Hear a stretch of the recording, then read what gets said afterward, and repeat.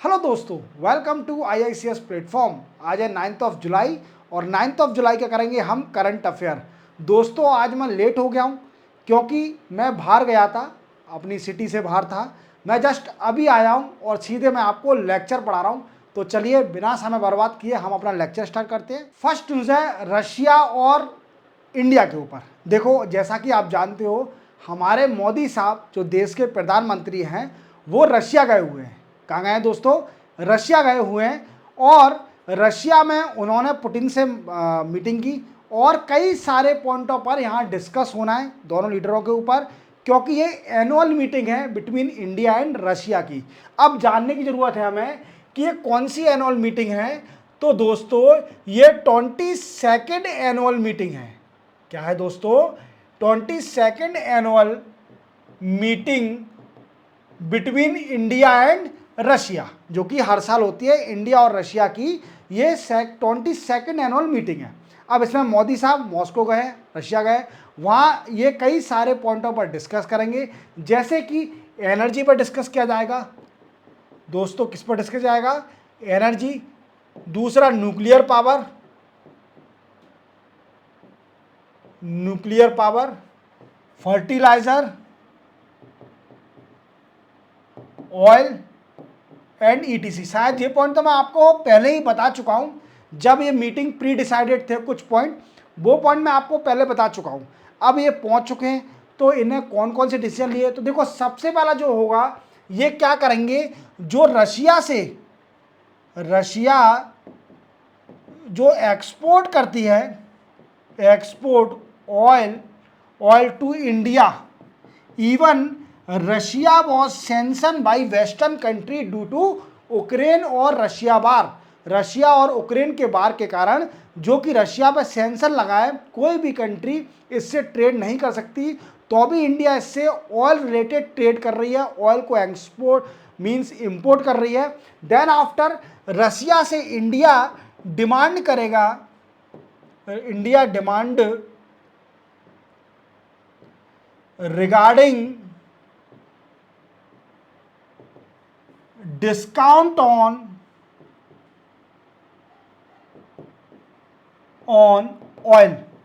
Oil को import कर रहे हैं, उसमें डिस्काउंट मिले। जिससे क्या हो रहा है कि आप जानते हो ऑयल की प्राइस दिन प्रतिदिन बढ़ते जा रही है और जितनी भी मिडिल ईस्ट कंट्रियां हैं वहां पर ऑयल की प्राइस बहुत ज़्यादा है। व्हाट आई मीन्स OPEC जैसा जानते हो आप, ऑयल पेट्रोलियम एक्सपोर्ट कंट्रियां हैं, वो सारी प्राइस बढ़ाते जा रही हैं और रशिया हमें सस्ते में ऑयल दे रहा है। इसी बात से रशिया सबसे ज़्यादा इंडिया को ऑयल एक्सपोर्ट करने वाली कंट्री बन गई है। व्हाट आई मीन्स इंडिया सबसे ज़्यादा इंपोर्ट रशिया से ऑयल इंपोर्ट करती है।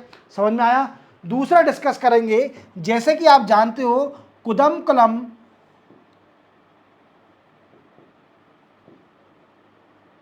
न्यूक्लियर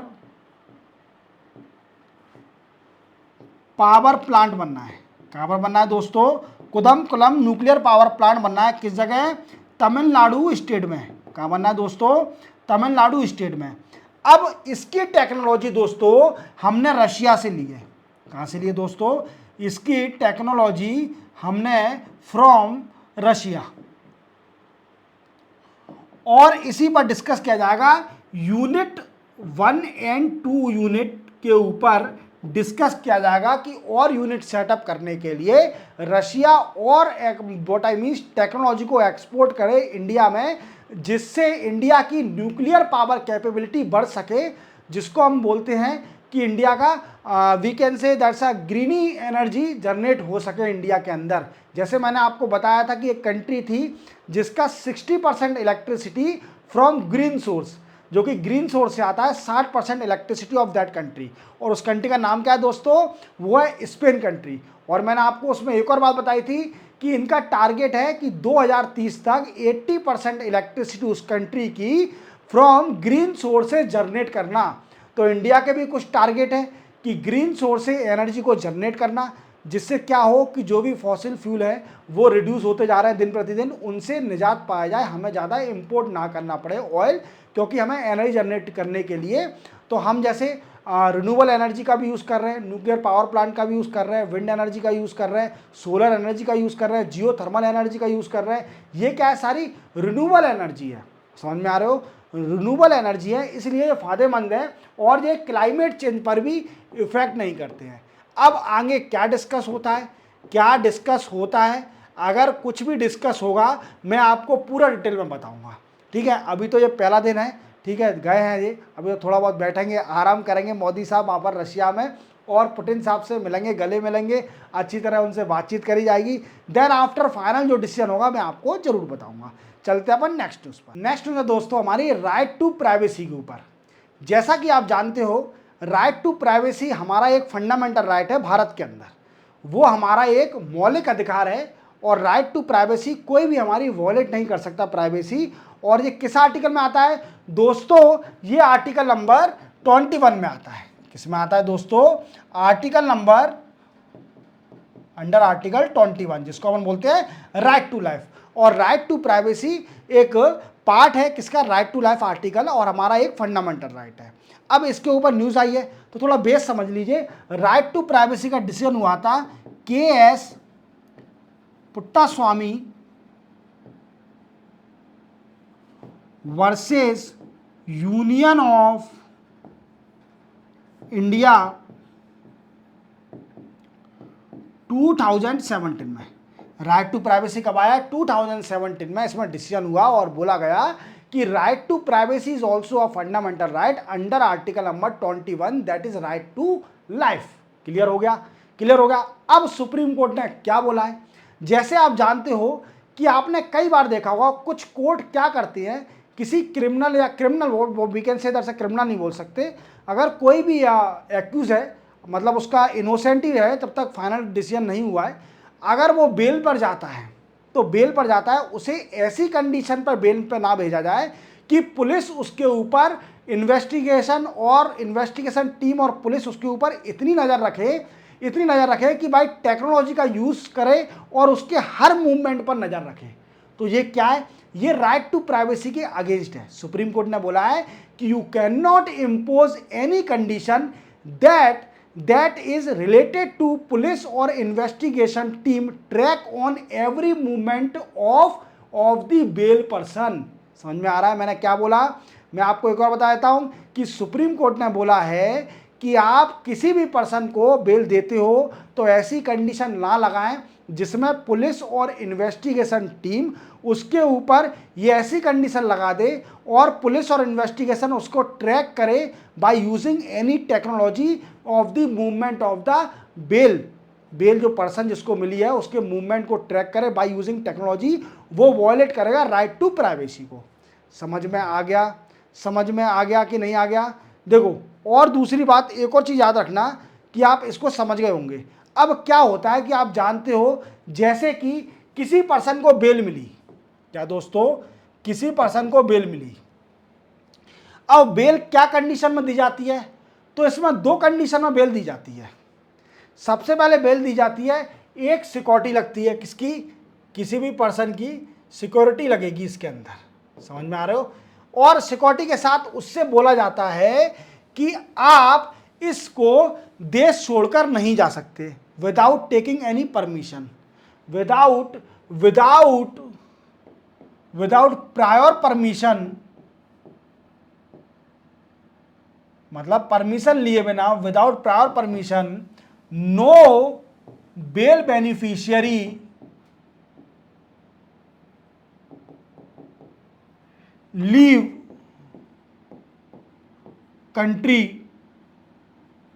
कंट्री को छोड़कर नहीं जा सकता बिना परमिशन के। दूसरी कंडीशन क्या होती है कि कुछ समय में उसको रिपोर्ट करना पड़ेगा, रिपोर्ट टू पुलिस स्टेशन को भी रिपोर्ट करना पड़ेगा। समझ में आ रहा है मेरी बात को, ये दो कंडीशन दी जाती है। अब कुछ कोर्ट क्या करते हैं, कुछ कोर्ट उनके ऊपर ये कंडीशन भी लगा देते हैं कि पुलिस और इन्वेस्टिगेशन टीम उनके ऊपर नज़र रखे बाय यूजिंग टेक्नोलॉजी कि उनका मूवमेंट कहाँ कहाँ हो रहा है। तो ये दोस्तों अगेंस्ट राइट टू प्राइवेसी है। क्या है, अगेंस्ट राइट टू प्राइवेसी। और हमारा मौलिक अधिकार है, और मौलिक अधिकार को कोई भी वॉयलेट नहीं कर सकता। हम सुप्रीम कोर्ट में जा सकते हैं। मौलिक अधिकार हमारे फंडामेंटल राइट अगर वॉयलेट होते हैं, दैट इज अ जुडिशिएबल। हम कोर्ट में जा सकते हैं, हम रिट पिटीशन लगा सकते हैं। हमारे फंडामेंटल राइट वॉयलेट हो रहे हैं कुछ कारणवश पुलिस और कुछ छोटे कोर्ट, तो सुप्रीम कोर्ट ने बोला है कि आप ऐसा नहीं कर सकते कि आप किसी भी बेल पर्सन को, इन्वेस्टिगेशन टीम उनके ऊपर ट्रैक नहीं कर सकती, उसके मूवमेंट को, उसकी राइट टू प्राइवेसी को वॉयलेट नहीं कर सकते। इसी के साथ चलते अपन नेक्स्ट न्यूज पर। नेक्स्ट न्यूज दोस्तों तमिलनाडु स्टेट के ऊपर। अब तमिलनाडु क्या कह रही है, तो देखो आप इनको जानते होंगे, ये कौन है, ये सीएम साहब है तमिलनाडु के, स्टेलिन। और ये कौन सी पार्टी से, डीएमके, याद रखना, ठीक है। जयललिता कौन सी पार्टी से थी, AIADMK, ठीक है, ये डीएमके पार्टी से है, ठीक है। अब देखो इसमें दो बातें याद रखना।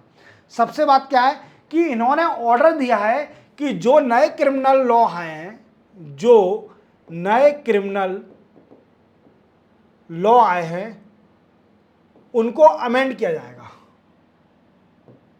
अमेंड क्यों किया जाएगा, ये स्टेट के हिसाब से, इनकी स्टेट कानून के हिसाब से, स्टेट लॉ के हिसाब से इसको बदला जाएगा। समझ में आ रहा है। अब आप बोलोगे कि सर एक और बात बता दीजिए कौन कौन से नए कानून आए हैं। तो दोस्तों 1 जुलाई से नए कानून आ गए हैं, जिसको हम आईपीसी को चेंज कर दिया, आईपीसी को चेंज करके आ गया है भारतीय न्याय संहिता, क्लियर। और क्रिमिनल प्रोसीजर कोड को चेंज कर दिया है भारतीय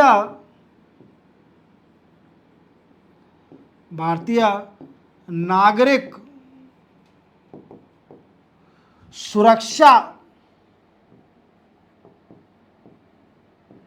संहिता,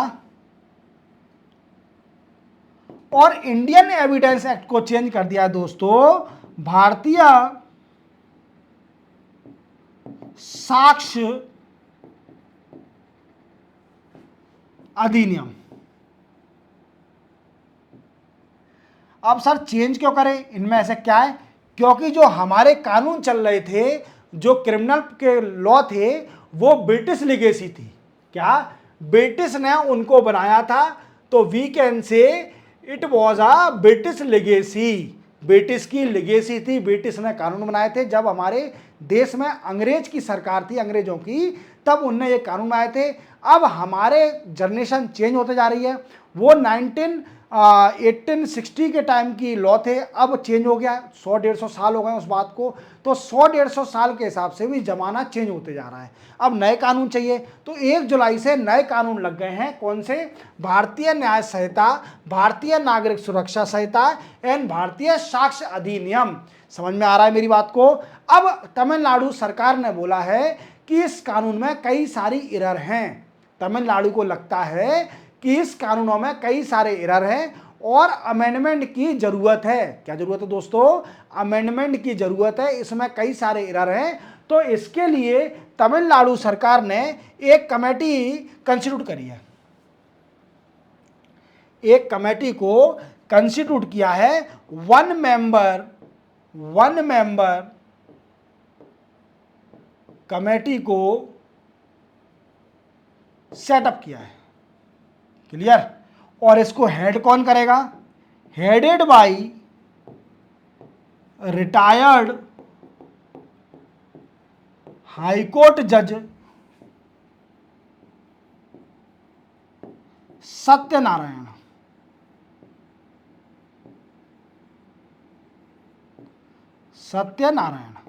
कौन हाईकोर्ट जज, रिटायर हाईकोर्ट के जज के सत्यनारायण, क्लियर। अब देखो ये कमेटी तो बन गई।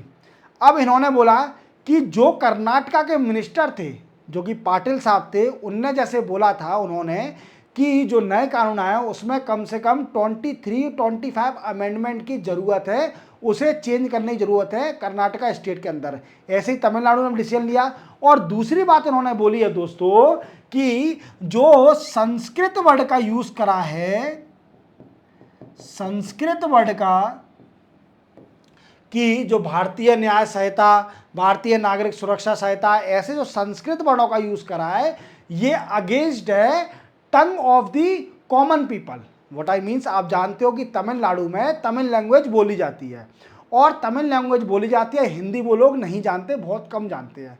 तो उनको बड़ी डिफिकल्टी होगी नए क्रिमिनलों को संस्कृत लैंग्वेज में याद करने में। समझ में आ रहा है? समझ में आ रहा है? तो वो भी ज़रूरत है उनको चेंज करा जाए डिफरेंट लैंग्वेज में, उनकी रीजनल लैंग्वेज में।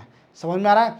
अब हमें समझने की ज़रूरत है कि तमिलनाडु पर क्या पावर है, तमिलनाडु चेंज कर सकती है अमेंडमेंट। कोई स्टेट यूनियन गवर्नमेंट के कानून को, क्रिमिनल लॉ को अपनी जो लेजिस्लेटिव असेंबली है उससे चेंज कर सकता है कि नहीं कर सकता।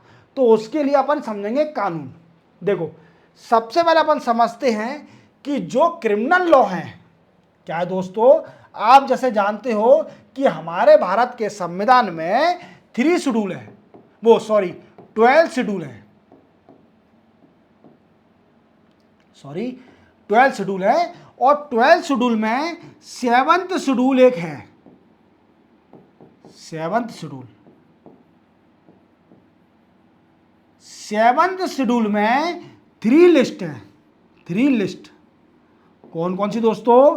पहली है यूनियन लिस्ट,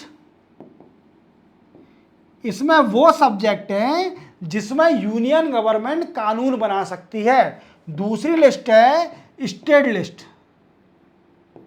स्टेट लिस्ट में वही सब्जेक्ट है जिसके अंदर स्टेट गवर्नमेंट कानून बना सकती है। और तीसरा है दोस्तों कॉनकरेंट लिस्ट। क्या है दोस्तों? कॉनकरेंट लिस्ट। कॉनकरेंट लिस्ट में वही सब्जेक्ट है जिसमें पार्लियामेंट और स्टेट दोनों मिलकर कानून बनाएगी। ठीक है, तो दोस्तों क्रिमिनल लॉ जो है, क्रिमिनल लॉ जो है वो आता है कॉनकरेंट लिस्ट में, कॉनकरेंट लिस्ट में आता है। तो कॉनकरेंट लिस्ट क्या कहती है? आर्टिकल नंबर 246 क्लॉज 1 कहता है कि कॉनकरेंट लिस्ट के कानून को दोनों मिलके कानून बनाएंगी। व्हाट आई मीन्स, स्टेट और पार्लियामेंट की लेजिस्लेटिव असेंबली और पार्लियामेंट जो यूनियन की है वो दोनों मिलके कानून बनाएंगी। समझ में आ गया? तो क्रिमिनल लॉ को चेंज करने की पावर है स्टेट के ऊपर, अगर वो पार्लियामेंट के साथ मिलके कानून में चेंजेस लाती है तो, क्योंकि क्रिमिनल लॉ आता है कॉनकरेंट लिस्ट के अंदर। क्लियर? पर इसमें एक और प्रावधान है जो कि आर्टिकल नंबर 254 क्लॉज 1, 254 क्लॉज 1 क्या कहता है? 254 क्लॉज 1, 254 क्लॉज 1 कहता है अगर सेम सब्जेक्ट पर स्टेट ने और यूनियन ने कानून बना दिया तो जो यूनियन का कानून होगा, व्हाट आई मीन्स, पार्लियामेंट का जो कानून होगा, parliament law would prevail over state law. What I means, 254 article कहता है कि अगर किसी भी सेम सब्जेक्ट पे दोनों पार्लियामेंट और स्टेट ने अगर कानून बना दिया तो जो यूनियन गवर्नमेंट का कानून होगा, पार्लियामेंट का कानून होगा, वो जीत जाएगा, प्रिवेल कर देगा स्टेट के कानून पर। समझ में आ गया? दोनों आर्टिकल याद रखोगे। कॉनकरेंट लिस्ट समझ में आ गई क्या होता है? क्रिमिनल लॉ कॉनकरेंट लिस्ट में आता है। और 7 शेड्यूल का कहता है, 3 लिस्ट दे रहा है उसके अंदर, यूनियन लिस्ट, स्टेट लिस्ट और कॉनकरेंट लिस्ट। समझ में आ गया? अच्छी तरह से समझ में आ गया। चलते अपन नेक्स्ट न्यूज पर। नेक्स्ट न्यूज है दोस्तों हाई सी ट्रीटी के ऊपर। अब देखो इंडिया ने क्या किया है कि इस ट्रीटी को साइन करने का डिसाइड किया है, साइन एंड रेटिफाई। इंडिया अभी इसको साइन नहीं करा हाई सी ट्रीटी को। पहले तो आप हाई सी समझ लीजिए कि ये होता क्या हाई सी। देखो हाई सी क्या होता है, आप समुद्र जानते हो, समुद्र में वो एरिया जिसके ऊपर किसी भी कंट्री का जुडिक्शन नहीं होता। समझ में आ रहा है मेरी बात को? कि देखो एक पर्टिकुलर किसी भी कंट्री का जो कि कोस्टल एरिया है उससे कुछ नॉटिकल माइल तक कंट्री का कंट्रोल होता है उसके ऊपर। समझ में आ रहा है मेरी बात को? जैसे हमारी कंट्री का कंट्रोल है 12 नॉटिकल माइल, फिर 24 नॉटिकल माइल तक, और उसके बाद है फिर हाई सी जिसमें किसी भी कंट्री का कंट्रोल नहीं है। और उसमें सारी कंट्रियां साइंटिफिक वर्क कर सकती हैं, ठीक है, मतलब अननेसेसरी वर्क नहीं कर सकती जो कि बायोडाइवर्सिटी पर इफेक्ट करे, ऐसा वर्क नहीं कर सकती, साइंटिफिक रिसर्च कर सकती है, व्हाट आई मीन्स एक्सट्रैक्शन कर सकती है किसी भी रिसोर्स का वहाँ से, पर वो कॉमन रहेगा, हाई सी कॉमन है, कोई भी कंट्री हाई सी पर रिसर्च और कर सकती है। पर इसको प्रोटेक्ट करने के लिए, इसकी बायोडाइवर्सिटी को प्रोटेक्ट करने के लिए वर्ल्ड ने एक ट्रीटी डिसाइड करी थी जिसको बोलते हैं high sea treaty, means high sea treaty है। इसका क्या काम है कि conserve and protect the biodiversity of high sea,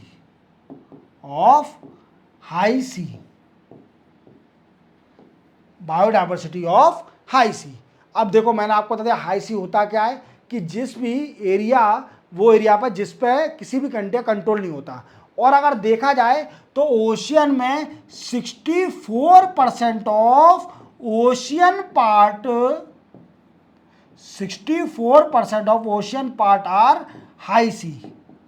देख रहे हो आप मेरी बात को, 64% ओशियन का जो पार्ट है वो सिर्फ ओनली हाई सी है, जिस पर किसी भी कंट्री का कंट्रोल नहीं है। व्हाट आई मीन्स कोई भी कंट्री इसमें साइंटिफिक रिसर्च कर सकती है, ठीक है। अब इसकी बायोडाइवर्सिटी को प्रोटेक्ट करने के लिए ये ट्रीटी बनाई गई थी जिसको बोलते हैं what I means high sea treaty. और ये किसके अंदर आता है? United nation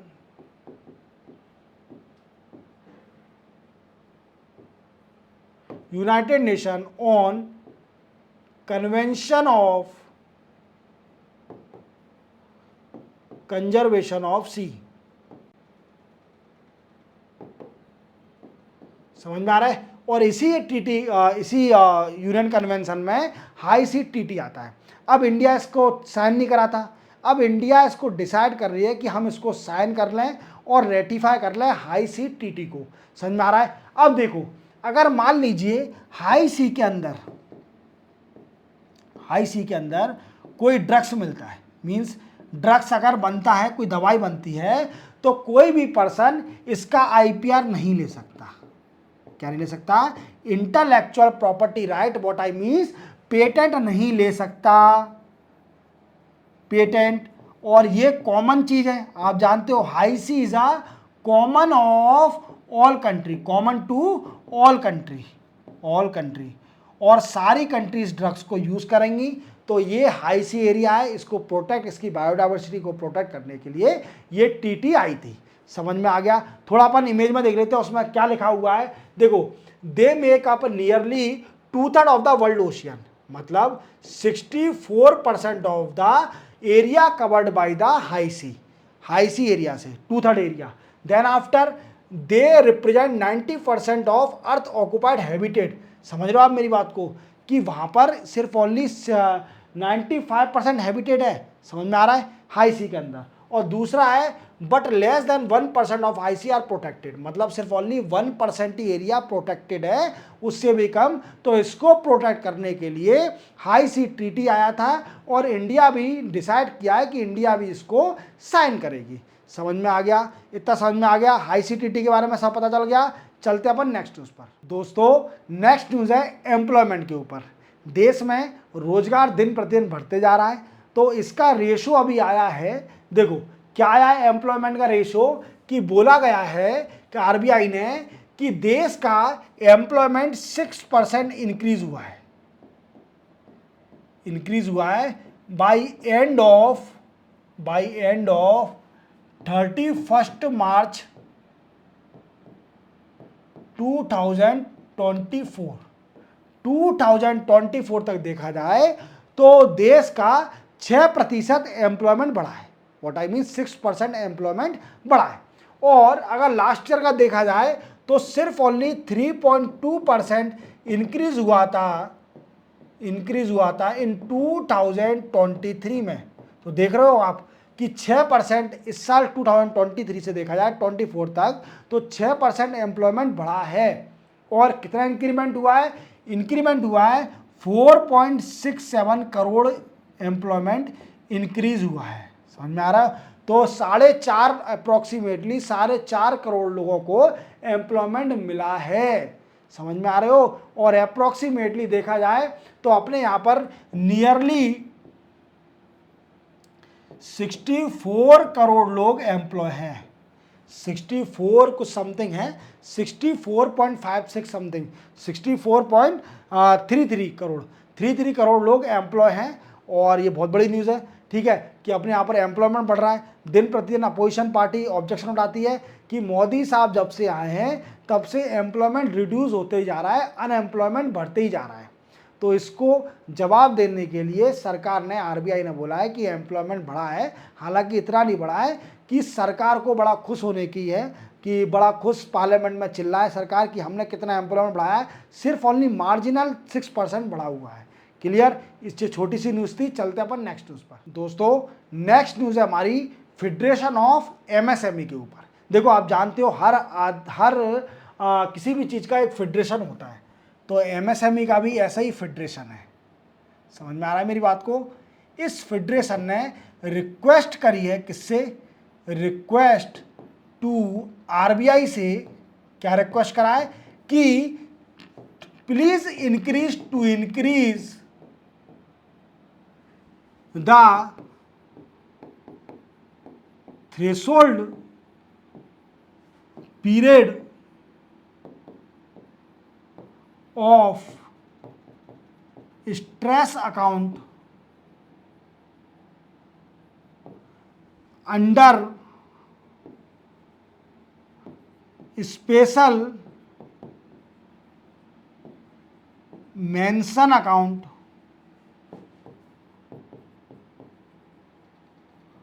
second from 90 days to 180 days। अरे सर, आपने SM1 क्या होता है?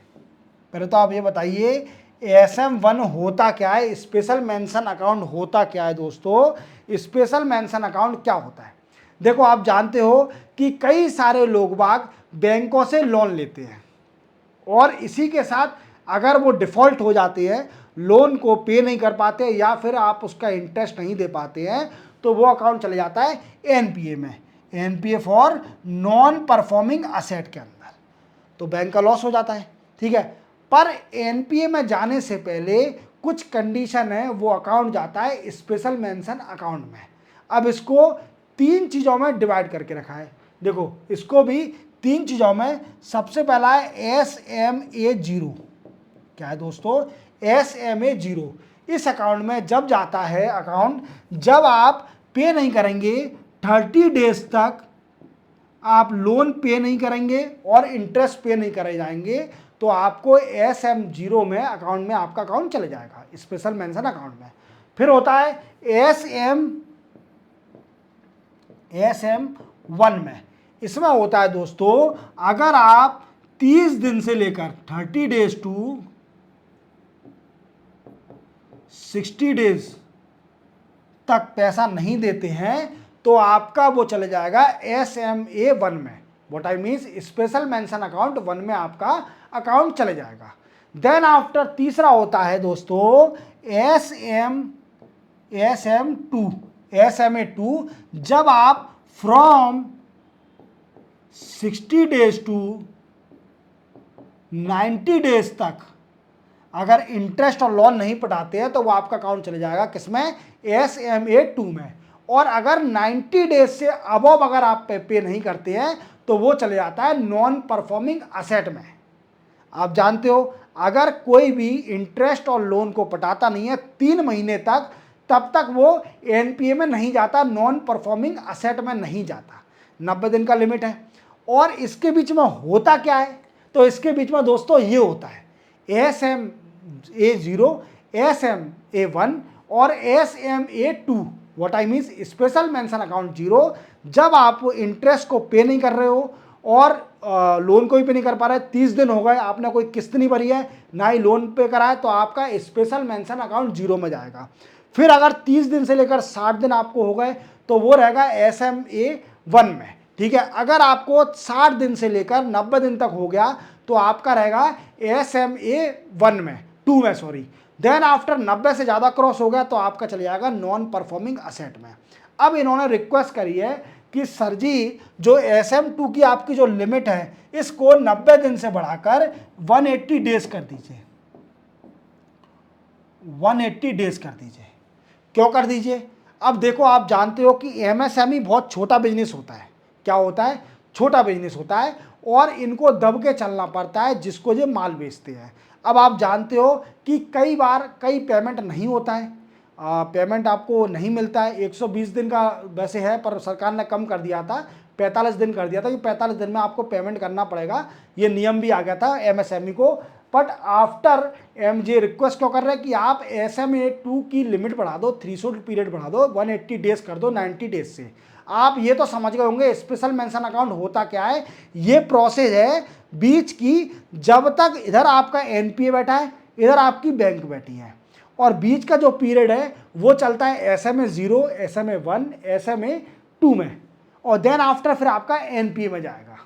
समझ में आ गया? समझ में आ गया। बहुत अच्छी न्यूज़ है। आपको इसको शुरू से बता देता हूँ कि मान लीजिए अगर आपका लोन डिफॉल्टर हो जाते हैं और अगर आप प्रिंसिपल और इंटरेस्ट पे नहीं करते हैं बैंक को 30 दिन तक, तो आपका अकाउंट चले जाएगा स्पेशल मेंशन अकाउंट 0 के अंदर। अगर आप लोन प्रिंसिपल और इंटरेस्ट पे नहीं करते हैं 30 दिन से लेकर 60 दिन तक, तो आपका अकाउंट रहेगा स्पेशल मेंशन अकाउंट 1 के अंदर।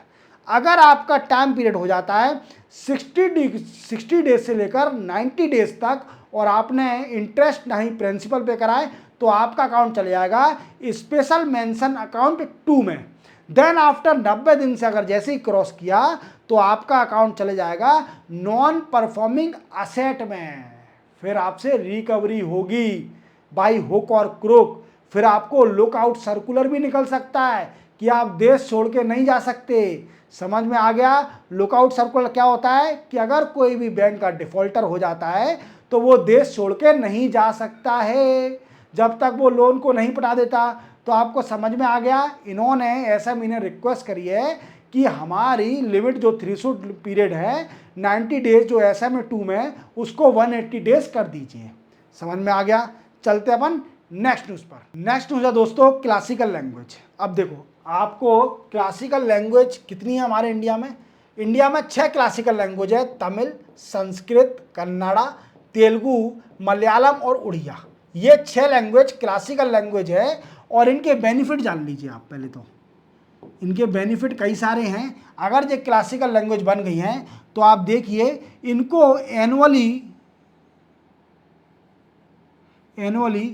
2 इंटरनेशनल अवार्ड दिए जाएंगे। International award in literary of scholar. अगर कोई भी स्कॉलर इन लैंग्वेज में राइटिंग करता है तो 2 इंटरनेशनल अवार्ड डिसाइड होते हैं इनके। समझ में आ गया? दूसरा बेनिफिट मिलता है इनको कि सेंटर ऑफ एक्सीलेंस बनता है इनका। Centre of excellence for study, centre of excellence for study in university. University में स्टडी करने के लिए सेंटर ऑफ एक्सीलेंस बनेगा। समझ में आ गया? तीसरा बेनिफिट मिलता है कि और भी जो प्रोफेशनल होते हैं जैसे किसी भी यूनिवर्सिटी में इसकी पढ़ाई भी कराई जाएगी, मतलब इसको पर्टिकुलर लैंग्वेज की पढ़ाई कराई जाएगी, प्रमोट करा जाएगा। एजुकेशन मिनिस्ट्री इसको प्रमोट भी करेगी, इसको एजुकेशन मिनिस्ट्री है इस लैंग्वेज को प्रमोट भी करेगी। अब ये न्यूज़ में क्यों चल रहा है?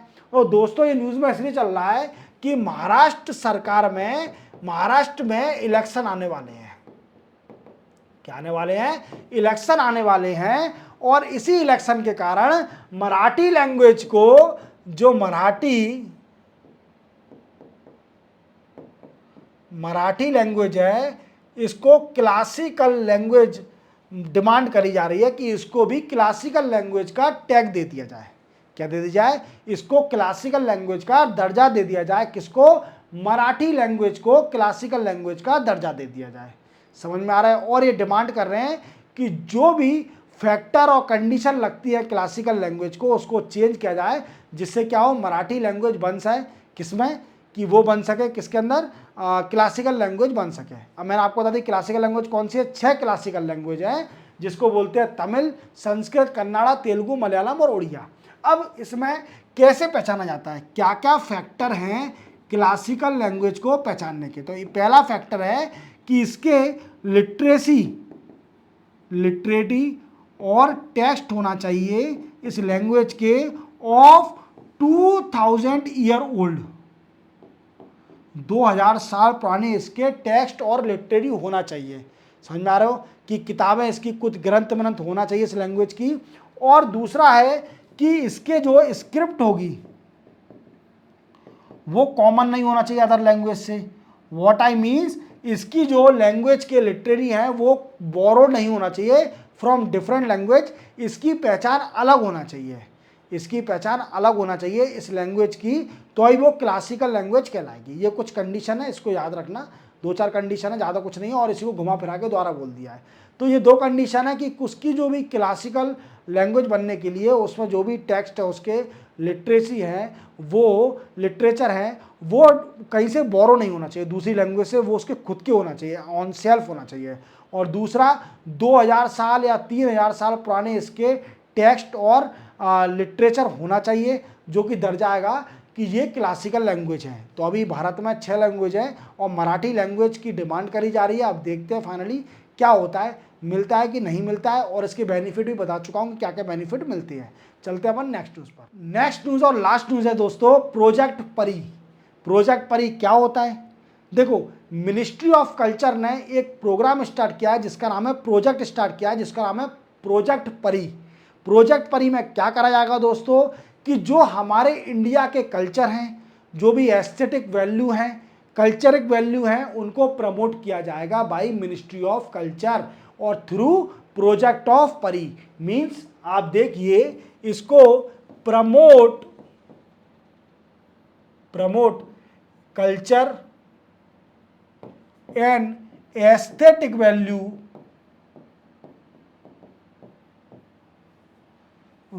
ऑफ इंडिया थ्रू प्रोजेक्ट परी। दोस्तों इतनी न्यूज़ थी, और इसी के साथ 9 जुलाई के करंट अफेयर कंप्लीट होते हैं। और सॉरी दोस्तों, ये लेक्चर लेट आया, मैं नेक्स्ट टाइम गलती नहीं करूंगा ऐसी कि लेक्चर लेट आए, क्योंकि क्या है कि मुझे बड़ी मजबूरी में कहीं जाना पड़ा, क्योंकि आउट ऑफ सिटी, उसके लिए सॉरी आपसे। अब नेक्स्ट टाइम मैं टाइम पे आपको लेक्चर अपलोड करूंगा, ठीक है। और चैनल को सब्सक्राइब और बेल आइकन प्रेस करना ना भूलें, और इस वीडियो को हमेशा अपने दोस्तों से शेयर करें, जिससे उनको भी न्यूज़पेपर पढ़ने में दिक्कत ना आए, करंट अफेयर जानने में दिक्कत ना आए, ठीक है। मिलते हैं अपन कल 10 जुलाई को नए करंट अफेयर के साथ, तब तक के लिए जय हिंद।